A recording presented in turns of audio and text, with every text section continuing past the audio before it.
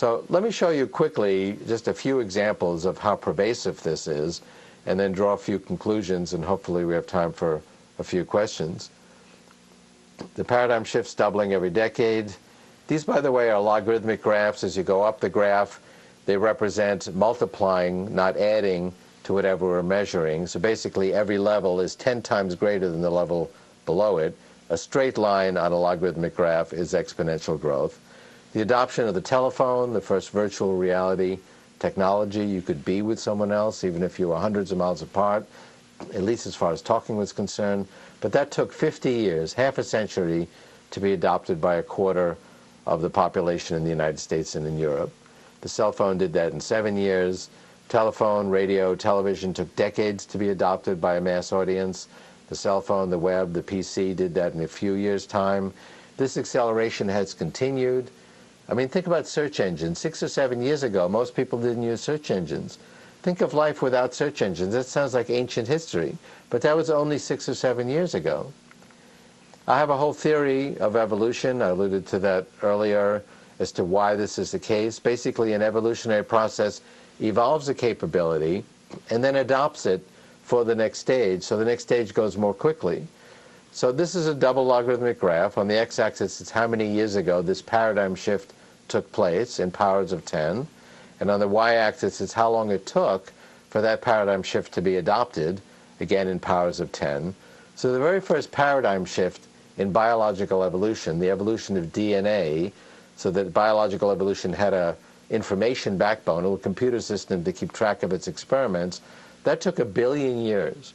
But then evolution adopted it, and biological evolution used it ever since. And the next stage, the Cambrian explosion, when all the body plans of the animals were evolved, that went 100 times faster. It only took 10 million years. And biological evolution kept accelerating. Homo sapiens, our species, evolved in only a few 100,000 years. That's a blink of an eye in biological evolutionary terms. And there's actually only 3 simple changes that distinguish us from our primate ancestors, and those changes comprise only a few tens of thousands of bytes of genetic information. We have a larger skull to incorporate a bigger brain, and more of the brain is devoted to the cerebral cortex, so we can do abstract reasoning. We can do what-if experiments in our mind. What if I took that stone and that stick and tied them together with that twine? I could actually extend my leverage and create a tool that I could change the environment. And then we have the opposable appendage I mentioned, which actually enables us to create these tools.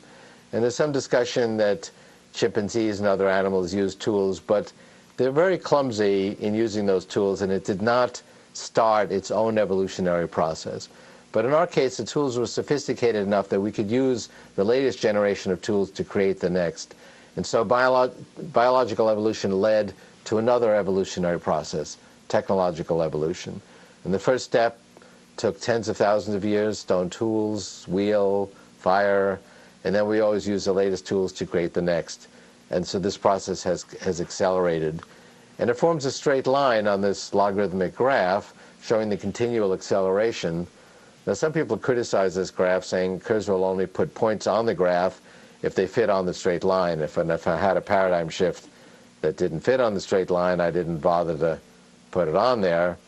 So to address that criticism, I took 15 different lists as to what different thinkers and reference works thought were the key events in biological and technological evolution. Carl Sagan's Cosmic Calendar, Encyclopedia Britannica, American Museum of Natural History. And you can see there is some disagreement. Some people include the ARPANET for the internet. Some people think the Cambrian explosion took 25 million years, not 10 million years. There's disagreement when human language started. So there's some fuzzing of the points, but there's a very clear trend line. You can see a very clear acceleration. Not much happened in 1 million years, 1 billion years ago.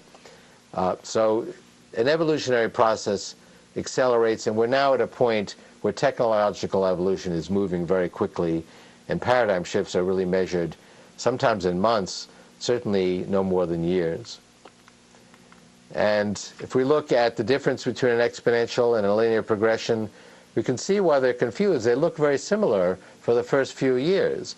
Exponential growth looks linear or even sublinear initially when you're doubling small numbers. but ultimately it becomes quite explosive. And another criticism of my projections is Kurzweil takes these exponentials, projects them out, and we all know that exponential growth can't go on forever.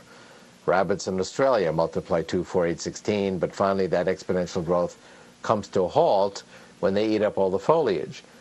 And indeed, we find the same thing happens in information technology, that the underlying dynamic that gives rise to exponential growth in computers or communications comes to an end when the underlying resources run out. But what happens is that creates research pressure to create the next paradigm, and the next paradigm is generally there in time. And in computers, it's not just Moore's law, the shrinking of component sizes on an integrated circuit, so we can put twice as many on a chip every 2 years, that has brought exponential growth to electronics and computers. That's really the fifth paradigm. We've had 4 paradigms that have done that before we even had chips, even before Gordon Moore was born. Here I put 49 famous computers on a logarithmic graph. Every level is 100 times greater than the level below it. And this goes back to the 1890 census and the data processing equipment that was used to automate the first American census that was automated, used electromechanical calculators. The next stripe, relay-based computers, when actually both sides in World War II developed computers based on telephone relays. Then vacuum tubes. United States CBS predicted the election of Eisenhower, the first time the American networks did that in 1952, based on computers built with vacuum tubes. They were then shrinking the size of vacuum tubes, making them smaller and smaller every year to keep this exponential growth going. That finally hit a wall. They got to a point where they couldn't shrink the vacuum tubes and keep the vacuum, and that was the end of the shrinking of vacuum tubes. That was not the end of the exponential growth of computing. We then went to the fourth paradigm, transistors, which are not small tubes. It's a whole different approach.